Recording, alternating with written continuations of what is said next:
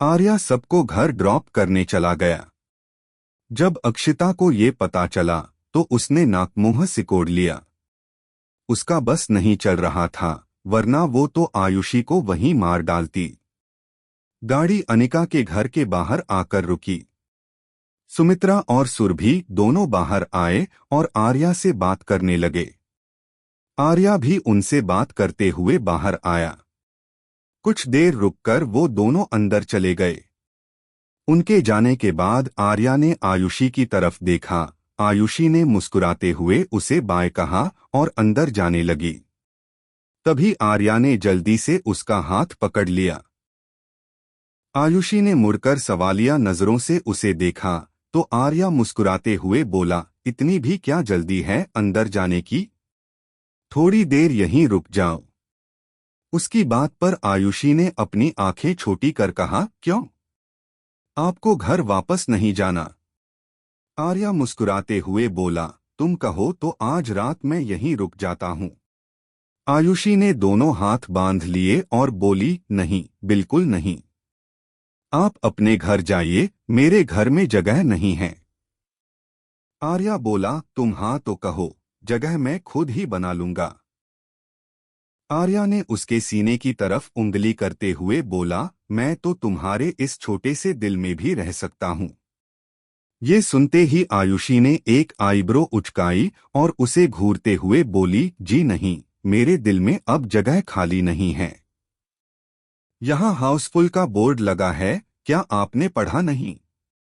उसके ये बोलते ही आर्या ने उसकी बाहें पकड़ उसे कार से सटा दिया और एक हाथ कार की छत पर रखते हुए आयुषी के ऊपर झुकते हुए बोला, अगर हाउसफुल है तो खाली करो इस जगह को, क्योंकि अब ये जगह मुझे चाहिए। आयुषी डरीडरी नजरों से उसे देखते हुए बोली, अरे बड़े बदतमीज हैं आप। आर्या बोलते हुए धीरे से मुस्कुराया, बदतमीज?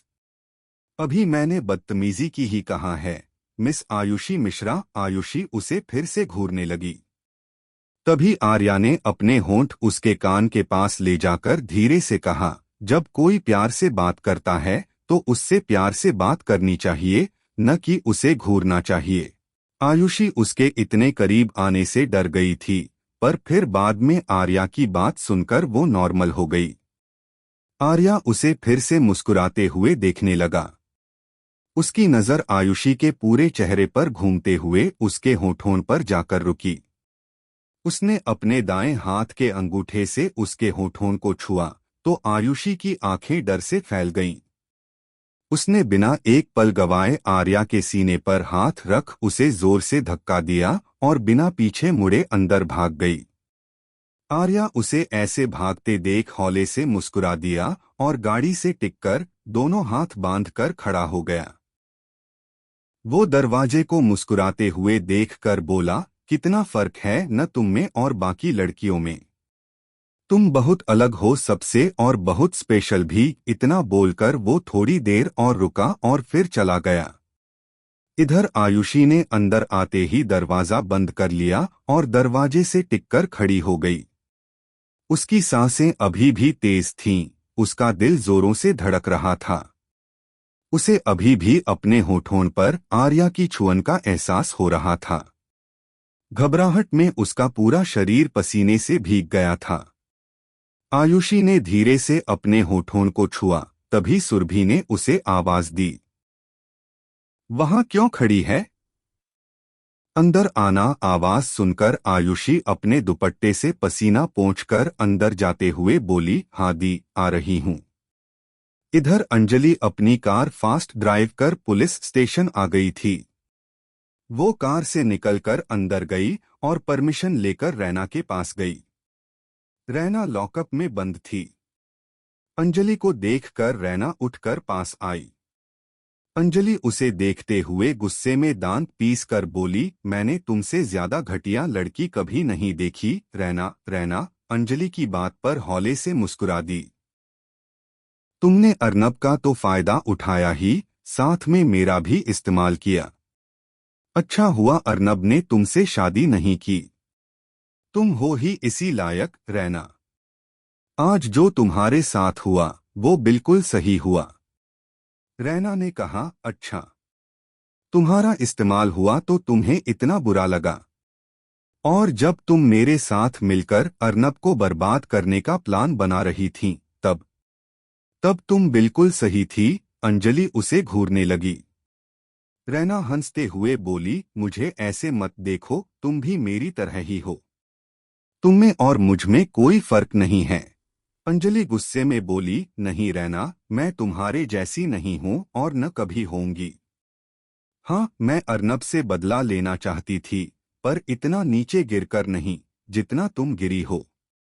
मुझे तो हालातों ने ऐसा बना दिया, पर तुम तो शुरू से ही ऐसी थी। तुमने हमेशा से ही अर्नब का फायदा उठाया, उसका इस्तेमाल किया, उसे धोखे में रखा। दोबारा अपनी शक्ल मत दिखाना तुम मुझे। अपनी बात पूरी करते हुए अंजलि चली गई। रैना ने गुस्से में सलाखों को मुट्ठी में भर लिया। दूसरी तरफ अनिका बेख्याली में अर्नब के रूम में आ गई और बालकनी में खड़ी होकर बाहर देखने लगी। अर्नब जब अपने रूम में आया तो अनिका को देखकर स्माइल करते हुए उसके पास चला गया और उसे पीछे से अपनी बाहों में भरकर बोला, आज मेरी अनिका चांद का टुकड़ा लग रही है। अर्नब की आवाज सुनकर अनिका सोच की दुनिया से बाहर आई और उसके हाथ पर अपना हाथ रखते हुए बोली, और आप प्रिंस लग रहे हैं। अर्नब उसकी बात पर मुस्कुरा दिया और उसे अपनी बाहों में भरे हुए बोला, मैंने कभी नहीं सोचा था कि मुझे तुम जैसी लड़की मिलेगी। इतना प्यार, इतना भरोसा शायद ही किसी ने अपने प्यार पर किया होगा।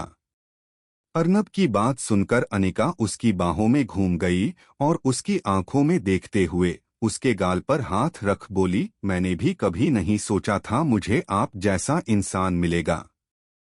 थैंक यू मेरी जिंदगी में आने के लिए, मुझसे इतना प्यार करने के लिए। अपनी बात पूरी करते ही उसने अर्नब के गाल को अपने होठों से छू लिया और फिर से उसकी आंखों में देखते हुए बोली, हैप्पी बर्थडे।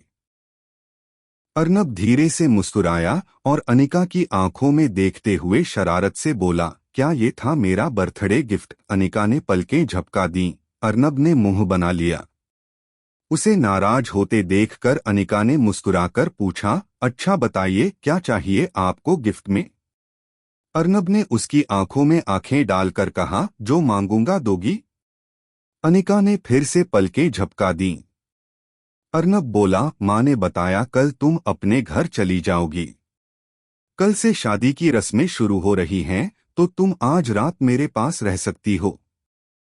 अनिका उसे देखते हुए सोचने लगी। तभी अर्नब ने बेचारा सा मुंह बनाकर कहा, प्लीज।